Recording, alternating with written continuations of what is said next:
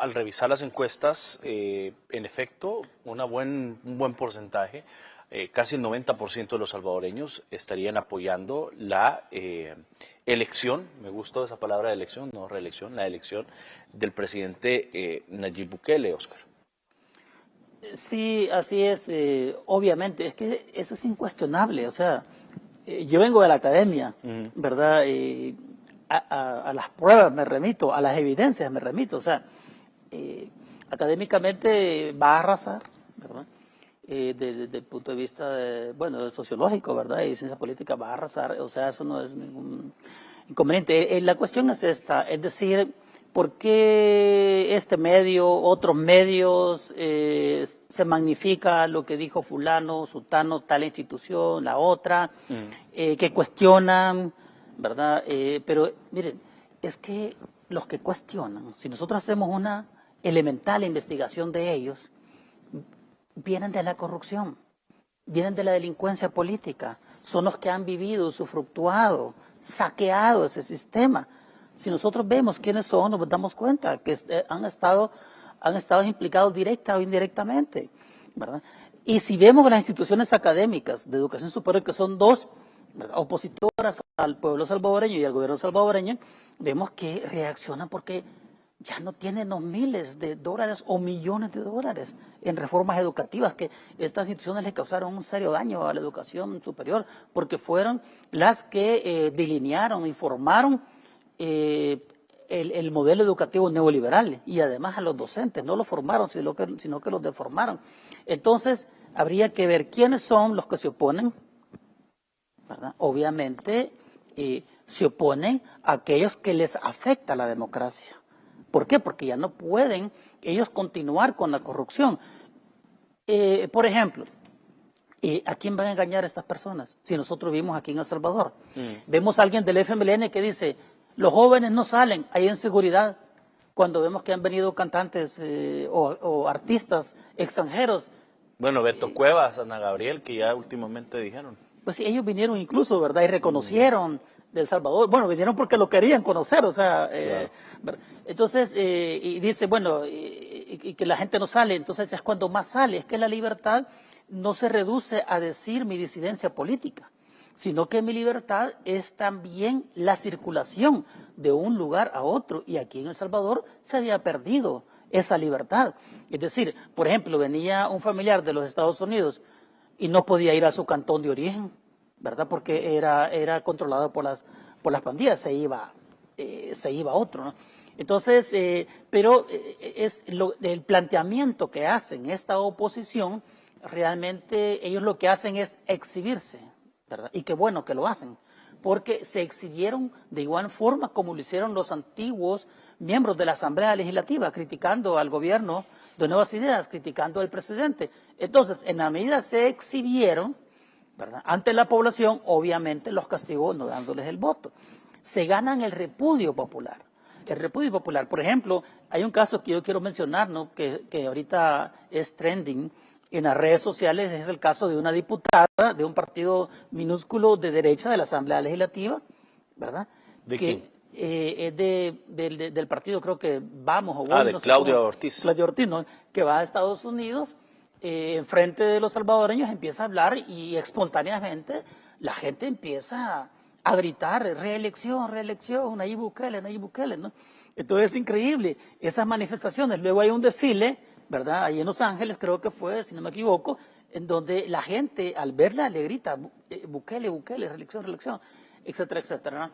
Entonces, realmente no tiene mayor impacto, no permea la posición de la gente por una sencilla razón: que las personas se han apoderado, se han adueñado, ¿verdad?, de esas políticas de las cuales han sido beneficiadas, y por eso la población está garantizando, trata de garantizar que eso se mantenga y se profundice.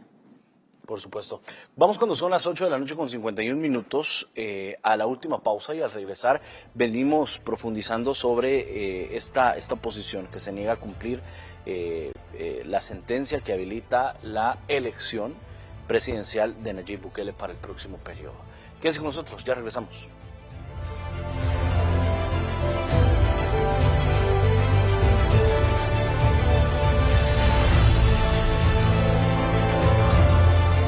Gracias por estar con nosotros, 8 de la noche con 53 minutos. Tengo pocos minutos en la entrevista, pero sí me gustaría poder conocer su reacción de todo lo que está diciendo la oposición ahorita. René, la oposición se niega a cumplir una sentencia que habilita a la elección presidencial de Nayib Bukele para el próximo periodo. De hecho, hay diputadas, como por ejemplo la que usted mencionaba, y es Claudia Ortiz del partido Vamos, donde dice ella: la Constitución es clara, la reelección presidencial está prohibida, según ella, cuando la resolución de la máxima corte es clara, inapelable y de obligatorio cumplimiento, dice ella. Y ya no hay más que decir, güey. O sea, si la oposición te está diciendo en este momento que no va a cumplir esa resolución, no tiene ningún mecanismo ni factor de poder que le permita lograr que eso no se dé. O sea, no tienen fuerzas ni a nivel territorial, no tienen fuerza política, no tienen prestigio, no tienen capacidad de propuesta. Entonces, más bien, ese tipo de declaraciones son para tratar de mantenerse siempre dentro de la opinión, ¿no? O sea, al decir, por ejemplo, yo vi a un par de individuos que salieron diciendo que se iban a insurreccionar, ¿va? Si ni siquiera lo hicieron cuando estaban jóvenes y pudieron haber hecho algo, si ni siquiera en ese momento lo hicieron. Entonces, más bien parece una broma de mal gusto, ¿no? Estar escuchando este tipo de opiniones políticas. Yo creo que es la única forma que han encontrado para tener siempre un espacio noticioso, y eso es casi como permanecer en agenda haciendo el ridículo. Y oiga lo que dice el FMLN, dice que esa violación es una violación a la Constitución que solo busca seguir consolidando a su grupo de poder económico emergente. Mira, la democracia electoral le da el poder al pueblo. Si el pueblo pone a determinada persona al frente del Ejecutivo, el pueblo va a poner a quien quiera también en el Legislativo. Y si la gente ha decidido poner a Nayib Bukele en el Ejecutivo y poner a Nuevas Ideas como fuerza, como mayoría absoluta en el Legislativo, es decisión de la gente. Ahí no hay ningún proceso que te digan de que el presidente Nayib Bukele está manipulando para acumular poder, porque esa es la principal excusa o coartada que usan para decir que es un dictador, ¿no? Sí. Él no está haciendo eso. Si es que es la gente la que decidió darle a él la presidencia y es la que decidió darle mayoría absoluta a Nuevas Ideas. Es la razón de ser de un partido, ¿no? Entonces, si vos decís que está acumulando fuerza o lo acusan de acumular fuerza, ese es un poder que le está dando la gente, y esa no es la esencia de la democracia electoral, pues. O sea, acatar lo que la gente decide, pues. Claro. Entonces, pero es una oposición que no tiene ningún tipo de estructura intelectual que le permita reaccionar, ¿no? Están en proceso de extinción. Claro. Oscar, ¿cree usted que se debe de reformar a futuro la Constitución para evitar este tipo de situaciones? Le pregunto esto porque la Constitución data de 1983, la última reforma que fue liderada por Roberto Dawson, el mayor violador de derechos humanos de este país, auspiciada por gobiernos que entregaban más de $1 millón diarios en armas y avalada por la oligarquía. Decía en un texto uno de los analistas a quien tuvimos hace un par de días por acá, que esa Constitución es la que buscó evitar que la propagación tenga el derecho a elegir quién será su presidente.